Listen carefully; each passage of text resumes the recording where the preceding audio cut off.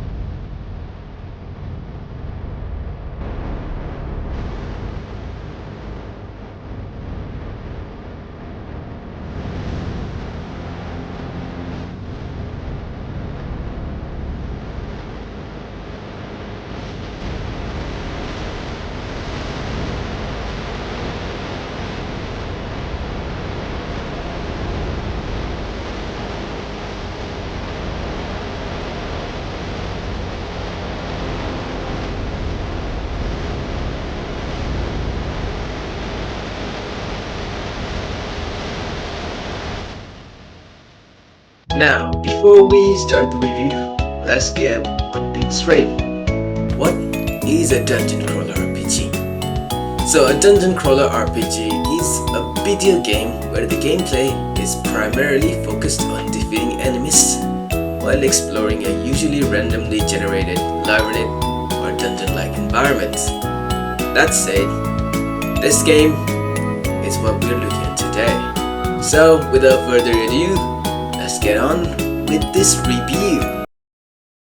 The dungeon crawler RPG, like any game, has three modes: new game, load game, and options. Well, not like any game, you know what I'm saying. With that said, let's move on to the controls. For confirmation, we have Z on the keyboard, cancel is X, and move is the arrows, that's on the keyboard. For the mouse, we have confirm is tap, cancel is swipe or double tap, move is tap. Considering this is the demo version, it's only gonna have 2 maps and 6 heroes. As you can see from the gameplay, which is my gameplay by the way, I had a hard time adapting. Not knowing where to go, I actually checked out the armor section. Then I went on to check out whatever section this is, because it didn't show any items or stuff. Same with that side. I think this all on the left side, they have no option to select. I tried to go out, but I couldn't. I don't know why. Then I checked the crystal, didn't do anything. Just said save file, so at least we know where we can save. Then finally, I reached the maps. Now there's 2 maps as I said before. There's beach map and the forest map. I chose to go to the forest map.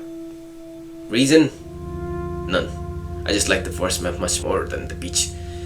So I went around, circling around, and remember when I said dungeon crawler RPG game usually have a randomly generated labyrinth or dungeon-like environments? Well, this is not a dungeon-like environment, let me tell you that. It's more like a green sandbox per se. Anyway, we had our first enemy encounter, and as you can see there's some options, which is saying skill, item, position, see ally, see enemy, and escape. Now I don't know what any of this does at that moment. Yes, at that time I didn't know what any of them did, so I was just randomly going around checking everything out. We go to the skill section, we see some options. We have guard, focus, rest, and the skills, the basic skills of the hero we are selecting. At that time, the hero selected was the ranger, and his skills are ambush, bow, poison arrows, and hunter's trap. Now, every single thing here has an AP cost.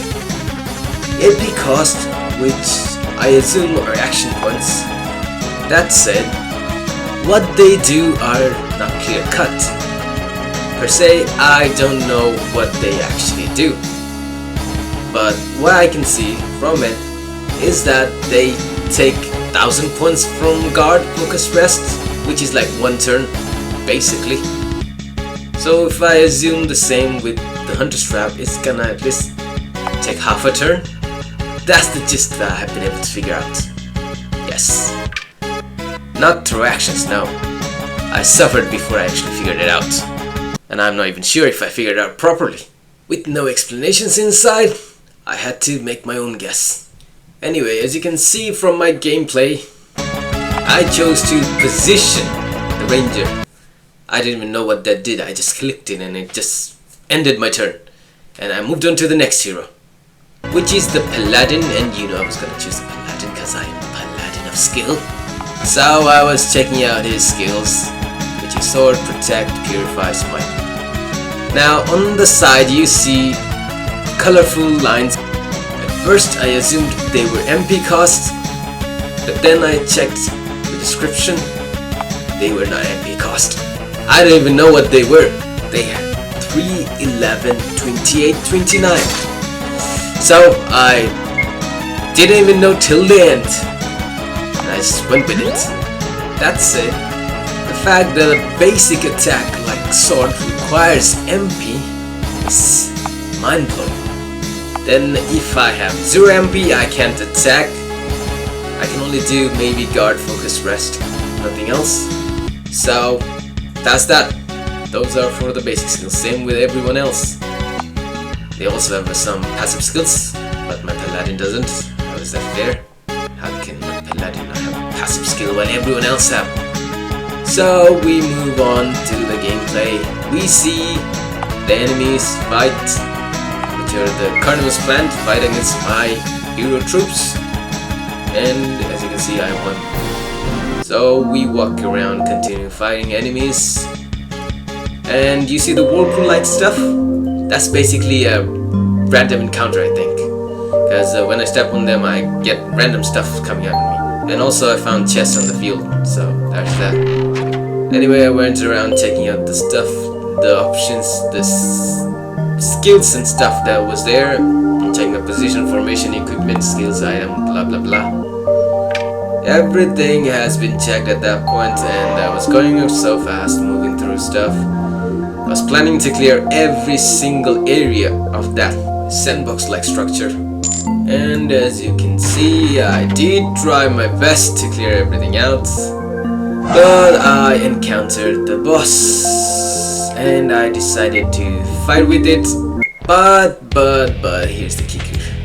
It crashed midway, basically, not my crash. It bugged out.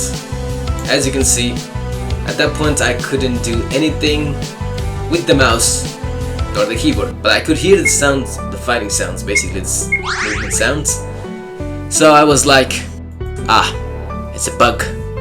Oh, I skipped out on this one and then tried again. But this time I did it on the beach section. And at least this time I was able to clear the entire map. And remember when I said the grass map looked like a green sandbox? Well, the beach map looked entirely like a sandbox. And that's that with the demo version. Now let's talk about the beta version. So in the demo version, remember talking about there being 2 maps and 6 heroes. Well, on the beta version there is no such limit. There's quite a few maps and quite a lot of heroes. We have the assassin, the cleric, the crossbowman, the dragon knight, the druid, the fire mage, the frozen queen, the hawkman, the holy warrior, ice mage, mistress, musketeer, paladin, phoenix knight, ranger, thunderlord. Well, that's it. I stand corrected. There was also a vampire and a werewolf. That's a lot of heroes, let me tell you that. I also played the beta version, but it's basically the same thing, just with more heroes to choose from and more maps. And now let's talk about my thoughts on the game. Well, for what it's worth, it's kinda dull, I say. Considering there's gonna be a price attached to it, it should have more content. And as far as I'm aware, they are planning to release it on January 2025. And for me, that is too soon. What they need to do is probably revamp it, make it more engaging, more entertaining, and more dungeon-like. On that note, I did find a review that does describe the more critical problems of this game. Let me just pull this out and help you guys read through it. Not that you guys need me, but cause I want to do it, so it makes it sound cooler. Well, here it is, the honest opinion.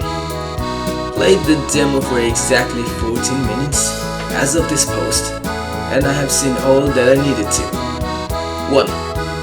Demo needs a tutorial on how AP works. Same, that's what I said as well. In the battle section. Hopefully there is one in full version. There isn't in the beta version, but there should be in one full. Number 2.